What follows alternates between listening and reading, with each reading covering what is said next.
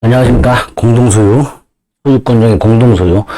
아주 중요하고 판례도 많은데 좀 어려워요, 판례가. 그래서 늘 말씀드리지만 어려운 판례는 그냥 건너뛰세요. 한번 듣고 그런 게 있나 보다 하고 넘어가시고 기본이 되는 거 위주로 숙지해 주시면 문제는 맞출 수 있습니다. 우리 뭐 문제 맞추는 게 목표니까. 날이 그리고 굉장히 덥네요. 좀 마셔가면서 하겠습니다. 자, 28번.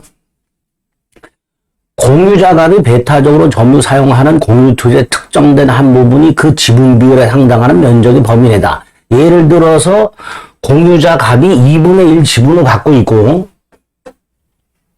그러면 공유토지가 예를 들어 100평이다. 이때 갑이 한 50평 정도를 독점해서 점유하고 있다. 이렇게 생각하시면 되죠. 2분의 1 지분이니까 한 50평 정도.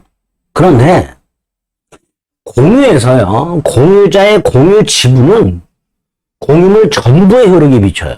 그러니까 각과리 100평짜리 땅을 2분의 1씩 공유하고 있을 때 갑의 지분 2분의 1, 을의 지분 2분의 1은 100평 전부에 흐르게 비칩니다. 따라서 어떤 공유자도 원칙적으로 다른 공유자와의 동의 없이 공유물의 전부가 됐든 100평, 자신의 지분 비율 범위 내의 면적이 됐든 독점적으로 사용하지 못합니다. 그러니까 갑이 100평 중 2분의 1 지분 범위 내 50평을 점유 사용하고 있다. 부당한 거예요. 을의 지분권이 침해된 겁니다. 따라서 공유토지를 사용시키지 못하고 있는 을은 갑에게 자신의 지분 비율에 상하는 부당이득 반환을 청구할 수가 있게 됩니다. 공유 지분은 공유물 전부 효력에 미친다는 거. 그것 때문에 이제 이런 판례가 나오는 거예요. 따라서 28-1 공유물의 소수 지분권자, 2분의 1도 소수입니다. 과반이 아니면 다 소수예요. 그러니까 28하고 똑같아요. 갑이 2분의 1 지분을 갖고 있는데 다른 공유자와 협의 없이 전부나 50평이 됐든 독점하고 있더라. 그러면 안 된단 말이죠.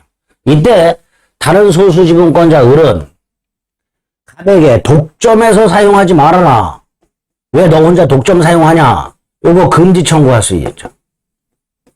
나도 사용해야지 이렇게 독점 사용 금지 청구할 수 있고요. 28-1 부당이득 반환 청구할 수 있고요. 하지만 그 공유물을 나한테 인도하라.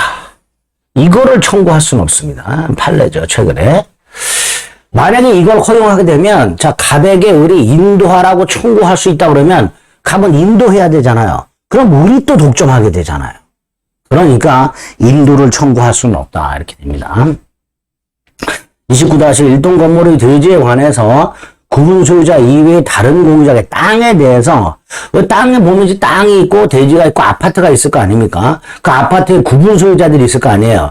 그 구분 소유자들이 대지를 공유하고 있을 텐데 그 구분 소유자 아닌 자 중에 대지 공유자가 있는 사람이 있어요. 그런데 이 구분 소유자가 아닌데 대지 공유 지분권을 갖고 있는 사람은 대지를 전혀 사용식을 못하죠. 그죠? 구분 소유권이 있어야 들락날락하게 되고 주차권도 나오고 할 텐데 얘는 구분 소유권이 없으니까 주차증도 안 나오니까 땅을 전혀 사용식하지 못하는 이런 문제가 있단 말이죠. 마치 28번하고 똑같죠. 그래서 일동건물 대지에 관해서 구분 소유자가 아닌 공유자가 있을 때 다른 공유자들은 대지를 사용식하는데 이 사람은 대지를 사용식하지 못하니까 그 대지를 사용식하고 있던 구분 소유자들을 상대로 자신의 대지 공유 지분권에 기초하여 그 지분별 해당되는 만큼 부당이득 반환을 구할 수 있다. 이렇게 되겠죠. 그러니까 28번하고 똑같은 내용이라고 생각하시면 됩니다. 30번 공유물 사용수익 관리에 관한 공유자 간의 특약. 갑의 병이 만나가지고 사용수익 관리에 관한 특약, 공유자의 지분의 과반수로 이렇게 사용하자라고 특약을 했을 때 그 특약은 예를 들어 병이 지분을 정한테 판 경우에 이 지분의 특정 승계인에게도 당연히 승계된다가 원칙이에요. 지분권의 특정 승계인에게도 당연히 승계가 됩니다. 그게 원칙입니다. 그런데 이 특약이 만약에 이렇게 표현을 기억하세요. 공유 지분권의 본질적 부분을 침해하는 특약의 경우, 요 경우에는 승계되질 않아요. 그러니까 말을 이렇게 말했죠. 그 특약이 공유지분권의 본질적 부분을 침해하는 경우 이렇게 되죠. 그럴 때는 당연히 승계된다고 볼 수 없다 이렇게 되죠. 그게 아니라면 승계되는데, 그러니까 원칙이 승계가 되는데, 원칙이 승계가 되는 게 원칙인데 지금 요것처럼 공유지분의 본질적 부분을 침해하는 경우, 요 경우에는 승계된다고 볼 수 없다. 승계되지 않는다. 이렇게 됩니다. 이게 예외가 되겠죠. 32번 공유자 중 1인이 다른 공유자의 지분권을 주장할 수 없죠. 자기 지분권만 주장해야죠. 남의 권리를 주장하는 거잖아요. 그 주장하는 것을 보존행위로 볼 수도 없는 거죠. 주장할 수 없고 주장하는 걸 보존행위로 볼 수도 없다. 이렇게 되겠죠. 32번 공유물에 있어서 공유물의 관리는 공유자의 과반수가 아니라 지분의 과반수로 결정하도록 하고 있는데요. 이렇게 공유자의 지분의 과반수로 결정할 수 있는 관리 행위에 대표적인 게 임대가 있어요. 공유물 임대. 그 임대차 계약에 해지가 있죠. 그리고 요거 임차인의 갱신 요구에 대해서 임차인이 임대인에게 갱신을 요구했을 때 그 갱신 요구를 거절 통지하는 거, 요것도 관리 행위입니다. 세 가지 정도 일단 기억을 해두세요. 33번 3분의 2 공유지분권자니까 과반수 공유지분권을 갖고 있는 사람이죠. 과반수 지분권을 가지고 있으니까 다른 공유자의 동의 없이도 공유물을 제3자 병으로 하여금 사용, 즉 임대할 수 있다 없다? 있다. 따라서 이 병은 정당한 임차인이니까 어른 병에게 엑스토지 인도를 청구할 수가 없다. 이렇게 되겠죠. 과반수 공유 지분권자로부터 공유물의 사용수익을 받을 수 있단 말이죠. 그래서 밑에 갑을용의 토지를 공유하고 있는데 병의 지분이 3분의 2다. 과반수다. 그러면 당연히 병은 각과 을의 동의 없이도 단독으로 공유물 전부를 정에게 임대할 수 있다. 따라서 정은 정상적인 임차인이니까 갑은 정을 상대로 임료 상당에게 부당이득을 청구할 수는 없다. 임료를 청구해야지 부당이득을 청구할 수는 없다. 부당한 사용이 아니니까. 과반수 지분권자 병과 임대차 계약을 한 정은 정당한 임차인이기 때문에 갑은 정을 상대로 임료를 청구할 수는 있어요. 정상적인 임료. 하지만 임료 상당액을 부당이득으로 청구할 수는 없습니다. 왜? 정이 이 공유물을 사용하는 것은 부당한 사용이 아니죠. 정당한 사용이죠. 따라서 임료를 청구할 수 있을 뿐 부당이득 반환을 청구할 수는 없다. 34. 공유물 분할. 일단 공유물은 분할의 자유가 있고요. 공유물 분할을 할 때 원칙이 당사자 전원 협의로 하죠. 일단 협의가 되면요. 분할은 금지됩니다. 공유물 분할 소송은 금지됩니다. 공유물 분할 협의가 있으면 그 협의 내용대로 이행을 하고 만약에 이행하지 않으면 협의 내용대로 이행하라. 이런 소송은 제기할 수 있어요.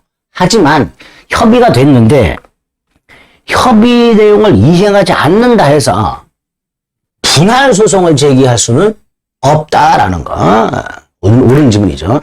그 다음에 공유물 분할 협의할 때는 원칙 예외 이런 거 없이 현물 분할, 팔아서 돈을 나누는 대금 분할, 공유자 중 1인이 단독으로 소유하되 다른 공유자에게 돈을 배상해주는 가격 배상, 이 세 가지 중에 하나 선택을 하면 되는 거고요. 반면에 분할 소송 재판 분할은요, 원칙이 현물 분할이고요. 예외가 경매를 명해서 그 대금을 분할하는 게 원칙입니다. 예외입니다. 대금을 분할하는 게. 특히 대금 분할을 할 수 있도록 규정하고 있는 민법 규정. 최근에 헌법재판소에서 위헌이 아니다. 이렇게까지 판결을 했죠. 결정을 했죠. 어쨌든 분할 소송은 원칙이 현물 분할이고 예외가 대금 분할인데 우리 대법원은 가격 배상 형태의 현물 분할도 허용하고 있습니다. 원래 재판보다는 가격 배상이 안 되는데 가격 배상 형태의 현물 분할을 인정했습니다. 그러니까 가격 배상인데 현물 분할이라고 얘기를 해요. 이렇게 공유물 분할 소송에서 공유물을 공유자 중 1인의 단독 소유로 하고 현물을 소유하게 되는 공유자가 다른 공유자의 지분을 돈으로 배상시키는 분할 방법. 이게 원래 가격 배상이죠. 근데 재판부 날에서는 가격 배상을 인정하지 않으니까 이렇게 배상시키는 분할 방법을 현물 분할의 일종이다 라고 판결하고 있습니다. 이렇게 인정된다.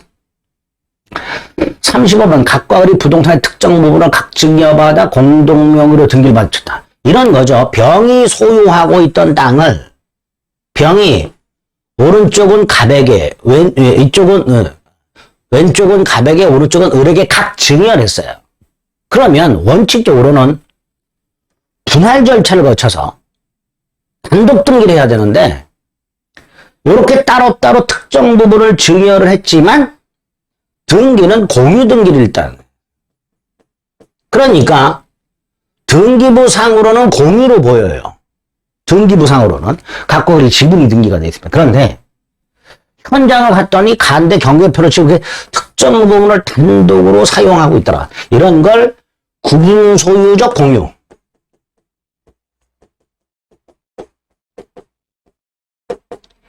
지분등기 상호 명의신탁. 지분등기 상호 명의신탁. 이런 구분소유적 공유나 지분등기 상호 명의신탁은 원칙적, 그러니까 대외적 공유고 대내적 단독 소유입니다. 그런데 요 상태에서 얘네들이 이걸 해소하고 각각 단독 소유하고 싶어요. 그럼 어떻게 되나? 분할 안 되고요. 공유 분할로 가서는 안 되고요. 요 상호 명의신탁 해지를 하고요. 요 상호 명의신탁 해지를 원인으로 지분을 서로 이전하라. 하는 게 판례입니다. 그래서 이런 구분소유적 공유는 공유물 분할이 금지된다는 상호 명의신탁 약정 해지를 통해서 지분을 이전하는 것으로 정리가 됩니다. 35번 공유자 중 1인이 지분의 저당권을 설정했어요. 이렇게 갑이 2분의 1, 을이 2분의 1 공유하고 있던 땅 지분을. 근데 갑이 2분의 1 지분을 담보로 돈을 빌리고 저당권 설정했다. 갑은 이제 저당권 설정자가 되겠죠. 이 상태에서 갑과 을이 분할을 했다. 그래서 왼쪽은 갑이 오른쪽은 을이 취득했다. 이때의 지분 저당권은 갑이 취득한, 즉 지분 저당권 설정자가 취득한 부분에 집중되는가 집중되지 않는다. 기억하셔야 되죠. 그래서 공유자 중 1인이 그 지분의 저당권을 설정한 후에 공유물이 분할됐을 때 이 그림, 저당권은 저당권 설정자, 지분 저당권 설정자 말합니다. 이 그림으로 따지면 갑이죠. 갑에게 분할된 부분에 집중되지 않는다. 그래서 이 저당권은 갑이 취득한 부분의 2분의 1만큼, 을이 취득한 부분의 2분의 1만큼 그대로 존속함으로써 전체적으로 2분의 1의 가치만큼을 계속해서 담보할 수 있게 됩니다. 36번 공유자가 사망하게 되면 상속되는 게 원칙이죠. 다만 공유자가 상속인 없이 사망을 했을 때 또는 공유집을 포기했을 때 그 집은 이제 다른 공유자에게 귀속이 된다라는 267조 특별한 규정을 두고 있습니다. 반면에 합유는 동업관계가 되기 때문에 합유자가 사망을 했다 하더라도 별도의 약정이 없는 한 지분을 상속하지 못합니다. 그래서 사망한 합유자의 지분은 다른 합유자에게 귀속이 되고요. 그 상속인에게는 지분을 청산을 해주게 됩니다. 그다음에 참조. 부동산 합유 지분 포기. 법률행위죠. 등기해야 되죠. 부동산 합유 지분 포기. 법률행위고 등기하라. 두 가지 정도 합의 기억하시면 되죠. 37번 뭐 크게 스트레스 안 받으셔도 됩니다. 비법인 사단인 교회가 사실상 두 개로 분열이 됐다라고 되는데 우리 대법은 일단 분열 자체를 인정하지 않아요. 교회가 있고 이 교회의 최사는 교인 총유인데 교인 총유 비법인 사단 교회가 분열이 됐다라고 판례는 보질 않고 일부 교인의 탈퇴까지 일부 교인 탈퇴. 일부 교인 탈퇴로 봅니다. 그러니까 분열 자체를 인정하진 않아요. 그러면 이렇게 교회 재산은 교인 총유인데 일부 교인이 탈퇴했다? 그럼 이 교회 재산은 어떻게 되느냐? 남아있는 잔존교인 총유 이렇게 되죠. 이게 원칙의 잔존교인총. 그런데 이 탈퇴를 결의한 교인 수가 의결권을 가진 교인수의 3분의 2 이상이라면 그때는 탈퇴교인총이 이렇게 됩니다. 그렇게 보고 있는데 크게 신경 안 써도 됩니다. 그래서 우리 대법원은 교회 분열을 인정하지 않고 일부의 탈퇴 그리고 원칙이 남아있는 교인들의 총유다. 이 정도 기억을 해두시면 되겠습니다. 여기까지가 이제 공동소유에 관련된 거죠. 소유권. 그 다음에 지상권이 나왔죠. 지상권은 건물, 공작물, 수목을 소유하기 위해서 타인 소유 토지를 사용식하는 권리를 말하죠. 이때 지상권과 지상물 소유권은 별개의 권리죠. 물론 이게 주된 권리고요. 이게 종된 권리예요. 하지만 독립한 권리이기 때문에 지상권은 그대로 둔 채 소유권만 양도할 수 있고 지상물 소유권을 그대로 둔 채 지상권만 양도할 수도 있다가 판례죠. 그래서 법정상권이 있는 건물의 소유권 이전 등기권을 가진 자가 누굴까 생각해 봅니다. 갑소유 땅에 을이 건물을 갖고 있고 땅의 법정지상권을 갖고 있는 상태에서 건물을 양도했다. 건물 양도. 자, 건물 양도 속에는 지상권 양도도 포함됩니다. 그래서 이 병은 이렇게 말할 수 있죠. 법정상권이 붙은 건물을 양수하여 그 건물 소유권 이전 등기 청구권을 가진 자 병 이렇게 되죠. 그런데 이 병이 건물 소유권 이전 등기를 하기 전에 건물 소유권을 취득하기 전에 먼저 지상권 먼저 넘겨달라고 할 수 있는가? 있지요. 따로따로 할 수 있다고 그랬으니까. 그래서 법정상권이 있는 건물의 소유권 이전 등기 가진 자가 누구냐? 법정상권이 붙은 건물을 양수한 자를 말하는 거죠. 이 건물 양수인은 첫째, 건물 양도 속에 지상권 양도도 포함된다. 두 번째, 건물 소유권도 이전 등기해야 건물 소유권 취득하고 지상권도 이전 등기해야 지상권 취득한다. 따라서 건물 소유권만 이전 등기하면 아직 지상권은 취득하지 못했다. 세 번째, 건물 소유권 이전 등기 전에 지상권만 먼저 넘겨받을 수 있냐? 그렇다. 이런 식으로 정리해 주시면 됩니다. 39번은요, 거의 공식처럼 기억하시면 돼요. 당사자 간의 무슨 약정, 특약 같은 것들, 이 특약 같은 것들은 부동산에 관련된 등기를 해야 제3자에게 대항할 수 있답니다. 특약 같은 거. 제3자는 특약사항을 모를 테니까 등기 없이도 대항할 수 있다가 아니라 등기해야 특약사항들은 따라서 지류를 지급하기로 했는데 그게 등기되지 않았어요. 그러면 갑소유 땅에 지상권자 을이 있었고 둘 사이에 지류 지급 약정이 있지만 그게 등기가 안 돼 있다면 제3자 예를 들어 토지 양수인이라든가 지상권 양수인에 대한 관계에서는 무상이 됩니다. 등기가 안 돼 있다면. 그래서 지료가 등기되지 않은 지상권이 넘어갔다. 그 지상권 이전 등기됐다. 지료 증액 청구는 발생한가? 발생하지 않죠. 등기 안 돼 있으니까 무상이란 말이죠. 제3자에 대한 관계에서 무상이다. 그 다음에 2번은 지상권자가 2년 이상 지료를 연체하면 토지 소유자인 지상권 설정자는 지상권 소멸을 청구할 수 있는데 이때 2년 연체는 통산 2년도 되고 연속 2년도 되죠. 조심할 게 하나 있죠. 토지 소유권이 양도 전후에 걸쳐서 2년을 연체한 경우 지상권자 을이 가백에 1년 연체 그 다음에 지료가 등기된 상태에서 토지가 넘어갔어. 그럼 얘한테도 지급해도 얘한테 또 1년 연체 기존 소유자에게 1년 연체, 새로운 토지 소유자에게 또 1년 연체, 합의 2년. 즉, 토지 소유권 양도 전후에 걸쳐서 2년.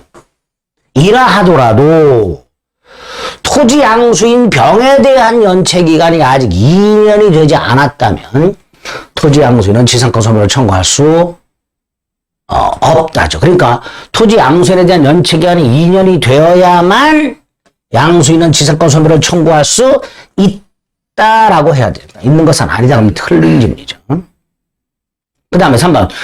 지상권자가 2년분의 지료를 연체했어요. 그런데 설정자가 소멸을 청구하지 않고 있는 동안에 지상권자가 연체된 지료 일부를 지급함으로써 그래서 설정자는 이의 없이 이걸 수령함으로써 연체된 지료가 2년 미만이 되어버렸다면 소멸 청구할 수 없다. 이것도 기억을 해주셔야 돼요. 이건 이렇게 나올 수 있죠. 이렇게 연체된 지료가 2년 미만으로 되었다 하더라도 2년 연체 사실이 있으므로 여전히 지상권 소멸을 청구할 수 있다. 이렇게 나올 수가 있습니다. 그럼 틀린 질문입니다. 2년 이상 연체한 상태에서 지료 일부를 지급했고 설정자는 이의 없이 수령했고 그래서 2년 미만이 되었다. 소멸 청구할 수 없다. 이렇게 딱 기억을 해두시면 되겠습니다. 지료 연체와 관련된 판례들이 좀 중요하고요. 자, 관습법상 법정사건은 토지와 건물이 존재하고 소유자가 동일한 상태에서 매매 등을 원인으로 토지와 건물의 소유자가 달라지게 되고 토지 소유자와 건물 소유자 사이에 토지 임대차 계약이라든가 건물 철거 특약 따위가 없을 때 건물 소유자가 취득하는 대법원이 인정하는 법정사건이 관습법상 법정사건이죠. 자, 이때 토지와 건물의 소유가 동일할 것에서 그 건물은 무허가 건물이어도 되고 미등기 건물이어도 되죠. 따라서 법정사건이 인정된다라고 해야 되죠. 또 토지와 건물이 애초부터 처음부터 동일해야 되는가? 그것도 아니죠. 갑소유 땅에 을이 건물을 갖고 있다가 건물을 갑에게 팔았다. 소유자가 같아졌다. 다시 갑이 병한테 팔았다. 이때도 법정사건이 인정될 수 있으니까 토지와 건물이 원시적으로 동일하는 게 속할 필요는 없죠. 참조 1번은요. 토지와 건물의 소유자가 같은 상태에서 이 토지와 건물의 소유자가 달라졌는데 달라진 원인이 뭐냐? 환매권이 행사돼서 달라졌다. 환지 처분을 통해서 달라졌다. 이 두 가지. 이 경우에는 법정사건이 인정되지 않습니다. 환매권 행사로 달라진 경우, 환지 처분을 통해서 달라진 경우 환자 조심하십시오. 환매권 행사, 환지 처분을 통해서 달라졌다. 법정사건이 인정되지 않습니다. 3번은 잘 보세요. 거의 공식처럼 땅과 건물이 함께 팔렸는데 땅과 건물을 갑이 땅도 팔고 건물도 팔았는데 을에게 땅만 소유권이었든지 이렇게 나옵니다. 땅만 소유권이었든지 그러면 법정사건은 인정되지 않는다. 이렇게 기억하십니다. 다시 한번 땅과 건물을 함께 팔았다. 그런데 땅만 소유권이 전등기였다. 법정사건은 인정되지 않는다. 이렇게. 원래 하나하나 머릿속에 넣으셔야 돼요. 또 나왔네요. 토지 임대차 계약을 했지요. 그럼 법정사건을 포기한 거다. 이렇게 되겠죠.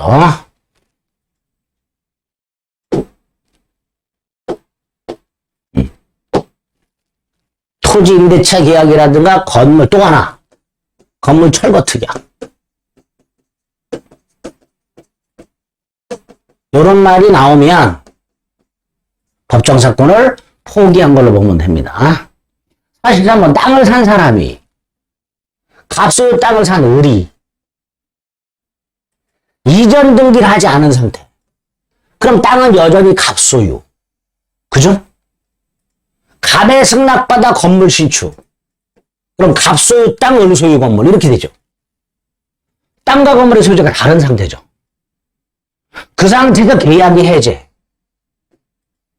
그럼 갑소유 땅, 을소유 건물이었는데 갑을 간의 토지 매매 계약이 해제됨으로써 여전히 갑소유 땅, 을소유 건물이니까 토지 소유자와 건물 소유자가 동일했다가 달라진 게 아니지요. 따라서 법정사건 취득할 수 없다. 이렇게 되겠죠.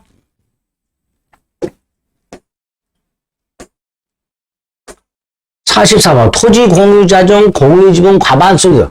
자, 토지가 공유인 상태에서 거기에 건물이 있는데 이와 관련해서 법정지상권 성립 여부 세 가지 기억하시면 돼요. 키워드로. 하나는 그 건물이 지분 과반수 동의어도 건물을 건축. 요거. 그 다음에 지분만 넘어갔어. 이렇게. 요 두 가지는 법정사건 인정이 안 됩니다. 반면에 공유지가 분할됐어. 이때 법정사건 인정이 됩니다. 그러니까 키워드로 기억하시는 거예요. 토지 공유와 관련된 판례가 3개가 있는데 법정사건 판례가 일단 키워드를 토지 공유를 찾으세요. 토지 공유지 토지에 관한 공유라고 돼 있죠. 토지가 공유죠. 건물은 신경 쓰지 마시고요. 이렇게 토지가 공유인 상태에서 그 위에 건물이 있다. 법정사건 인정 여부. 지분 과반수 동의어도 건물을 신축한 경우하고 지분만 팔아먹은 경우, 요 두 지분만 소유자가 바뀐 경우, 공유 지분 일단 법정사건 인정이 안 되지만 공유지가 분할된 경우, 분할 이때는 법정사건을 취득한다. 이렇게 기억하시면 됩니다. 44-1은 구분소유적 공유가 나오네요. 구분소유적 공유니까 갑과 을이 공유지분 등기는 되어 있으나 특정 부분을 이렇게 독점해서 사용하는 경우죠. 이럴 때 갑이 배타적으로 사용하고 있는 특정 부분에 을이 건물을 신축이라고 했으니까 이 갑이 독점하는 부분에 을이 건물을 신축했어요. 그럼 갑 소유 땅, 을 소유 건물이죠. 토지와 건물의 소유자가 다른 상태죠. 토지와 건물의 소유자가 다른 상태에서 분할, 법정사건 인정되지 않는다. 이렇게 되겠죠. 그러니까 아까 토지 공유, 대지 분할하고 구별해야 되죠. 이건 구분소유적 공유 토지죠. 그리고 갑이 배타적으로 사용하는 부분에 갑이 아니라 을이 건물을 신축했으니까. 결과적으로 갑 소유 땅, 을 소유 건물인 상태에서 대지가 분할됐어요. 토지와 건물의 소유자가 다른 상태에서 분할이 됐으니까. 같은 상태에서 분할이 돼서 토지와 건물의 소유가 달라지면 법정사건이 인정이 되겠지만 다른 상태로 분할이 이루어졌으니 법정사건은 인정되지 않겠죠. 45번도 동일인 소유에 속하는 땅 및 건물의 공동저당권이 설정. 공동저당권. 여기 첫 번째. 토지 및 건물의 공동저당권 설정. 두 번째. 건물이 철거되고 새로 건물이 신축. 이렇게. 그럼 법정사건 안 된다. 이렇게 기억하시면 되죠. 토지 및 건물의 공동저당권 설정, 그 다음에 건물이 철거 신축. 법정사건 인정 안 된다. 이렇게 기억하시면 되겠습니다. 46번 강제 경매의 목적이 된 토지 및 건물에 관해서 저당권이 설정되어 있다가 경매로 인해서 저당권이 소멸했을 때 관습법상 법정사건이 성립하기 위해서는 토지와 지상의 건물이 일단 동일에게 속하였어야 되는데 그 동일에게 속하였던 것을 언제를 기준으로 판단할 것이냐. 첫째, 만약에 경매를 하려면 압류가 되어야 되는데 압류가 먼저 되어 있었다. 압류가 되기 전에 먼저 가압류가 되어 있었다. 가압류보다 먼저 저당권이 등기됐어. 각각 이렇게 나눠서 압류가 되었다. 압류가 된 때. 압류 효력이 발생한 때. 압류보다 먼저 가압류가 있었다. 가압류 효력이 발생한 때. 가압류보다 먼저 저당권이 설정돼 있다. 저당권이 설정된 때 동일. 이렇게 판례를. 그러면 관습법상 법정사건 성립 여부는 지금 저당권이 설정되어 있다가 경매가 됐다 그랬으니까 결국 요거죠. 강제경매 절차의 매수인이 소유권을 취득하는 매각되고 완납 시가 아니라 저당권 설정 당시. 저당권 설정 당시를 기준으로 토지 건물이 동일하게 속했는지를 판단하게 됩니다. 자, 45. 법정사건이 붙은 건물의 양수인 또 나왔어요. 아까 잠깐 그림 그렸죠? 갑소유 땅에 을이 건물을 갖고 있고 을이 땅에 대해서 법정지상권을 갖고 있는 상태에서 을이 건물을 양도했다. 이때 병이 바로 법정사건이 붙은 건물의 양수인이죠. 자, 이때 건물 양도 속에 지상권 양도가 포함된다. 따라서 병은 을에게 지상권 이전 등기 청구할 수 있고 을은 지상권 설정 등기 청구할 수 있죠. 병이 을에게 지상권 이전 등기 청구, 을이 갑에게 지상권 설정 등기 청구할 수 있으니까 병은 을의 권리를 대위 행사할 수 있다. 이렇게 되겠죠. 병은 을의 권리를, 즉 관습법상 법정사건에 붙은 건물의 양수인 병은 양도인 을의 권리를 대위 행사할 수 있다. 이렇게 되겠죠. 두 번째, 얘는 장차 지상권을 취득할 지위를 갖고 있고요. 갑은 지상권 등기 의무자이기 때문에 갑이 병을 상대로 철거를 청구할 수는 없고요. 대신 지료상당에게 부당이득 반환을 청구할 수 있다. 이 두 가지도 기억하세요. 갑은 병을 상대로 장차 지상권을 취득할 지위 있는 병을 상대로 건물 철거는 청구 못하고 다만 토지 사용에 대한 지료상당에게 부당이득 반환을 청구할 수 있다. 이렇게 기억해 주시면 되겠습니다. 여기 나와 있네요. 법정상권이 붙어있는 건물의 양수인, 좀 전 그림에서 병. 장차 지상권을 취득할 지위에 있으니까 토지 소유자는 이 사람을 상대로 철거는 청구하지 못한다. 이때 이 사람은 지상권 없이 땅을 사용하고 있더라. 부당이득이다. 부당이득 반환해라. 이렇게 되죠.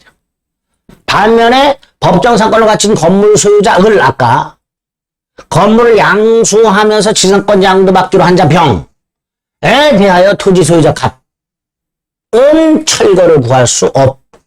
이렇게 이렇게 되겠죠. 철거를 구할 수 없다. 지상권이 붙은 건물을 양도했다. 양순이 건물 소유권 이전 등기했다. 건물 소유권만 취득했다. 지상권은 따로 이전 등기해야 된다. 따라서 지상권은 등기 없이 양순에게 이전되지 않는다. 그래서 다시 정리. 갑소유 땅에 의리 건물을 갖고 있고 땅에 대해서 법정상권을 갖고 있다. 그 상태에서 건물을 팔았다. 건물 양도 속에 지상권 양도도 포함된다. 건물도 이전 등기해야 되고 지상권도 이전 등기해야 된다. 따라서 건물 소유권만 이전 등기했다면 건물 소유권만 취득한 거고 지상권은 여전히 우리에게 유보되어 있으며 다만 이전 등기 청구할 수 있다. 그래서 지상권도 이전 등기 넘겨받아야 취득하게 된다. 그래서 지상권을 취득하기 위해서는 별도로 지상권 이전 등기 해야 한다. 이렇게 기억하시면 되겠습니다. 49번 지상건물에 저당권이 설정되어 있다 하더라도 지상권 설정자에게 지상멸적권이 인정되지요. 지상멸적권이 뭐였죠? 지상권이 존속기간이 만료로 소멸했다. 지상물이 현존한다. 갱신 청구할 수 있다. 거절당하면 지상물 매수 청구할 수 있다. 이 지상물 매수 청구권은 건물에 저당권이 설정된 경우에도 행사할 수 있다. 이렇게 되겠죠. 지상권은 유무상으로 할 수 있으니 지료지급은 그 요소가 아니지요. 지료에 관한 약정이 없으면 지료 청구를 못하지요. 두 번째, 분묘기지권도 지상권 유사의 물권이지만 분묘기지권을 시효 취득했을 때 판례가 뭐라 그러죠? 토지 소유자가 분묘기지권자에게 지료를 청구한 때부터 지료를 지급하라 그러죠. 토지 소유자가 분묘기지권자에게 지료를 청구한 때부터 지료 지급 의무가 있다. 이렇게 되겠죠. 참조 1번 자기 소유 토지에 분묘를 설치한 후 갑이 자기 땅에 분묘를 설치한 후 땅을 팔았다. 그럼 갑은 분묘기지권을 취득하게 되고 분묘기지권을 취득한 때부터 지료 지급 의무가 있다. 시효 취득의 경우에는요. 남의 땅에 분묘를 무단으로 설치하고 20년이 경과됨으로써 분묘기지권을 시효 취득한 때는 분묘기지권을 취득한 때가 아니라 토지 소유자가 지료를 청구한 때부터 지료를 지급해야 되지만 이런 경우에는 분묘기지권이 성립한 때부터 지료를 지급해야 돼요. 두 번째, 지료는 나중에 그 액이 당사자 협의나 법원의 결정에서 결정이 됩니다. 그러니까 결정 전에는 지료 연체가 있을 수 없으나 지료액이 일단 결정되면 소급을 해요. 그러니까 지료액이 결정됐다. 지료액에 관한 판결 확정 소급하니까 전 후에 걸쳐 지체된 지료가 2년분 이상이어야 지상권 소멸을 청구할 수 있게 됩니다. 판결 확정 후 2년이 아니라 지료액을 결정하는 판결 확정 전후에 걸쳐 2년분 이상 연체되었다면 지상권 소멸 즉 분묘기지권의 소멸을 청구할 수 있고요. 분묘기지권은 본분의 형태가 공시 방법이 있기 때문에 평장, 암장, 자연장, 수목장, 분묘기지권 인정되지 않고요. 당연히 등기 필요 없죠. 분묘기지권의 효력이 미치는 범위에서 새로운 분묘 신설할 권능 쌍분이 됐든 기존묘와 합장하여 단분이 됐든 신설할 권능은 인정되지 않고요. 분묘기지권의 존속기간은 5년이 아니라 분묘에 대한 수호와 봉사를 계속하는 한 분묘기지권을 존속한다라는 게 판례죠. 지상권은 이런 판례들을 좀 확인하시면 되겠습니다. 자, 51번 지역권 판례네요. 지역권 판례는 시간을 좀 달리해서 몇 개 안 돼요. 지역권 판례는 그 지역권하고 이제 전세권 판례 시간을 좀 달리해서 살펴보겠습니다. 수고하셨습니다.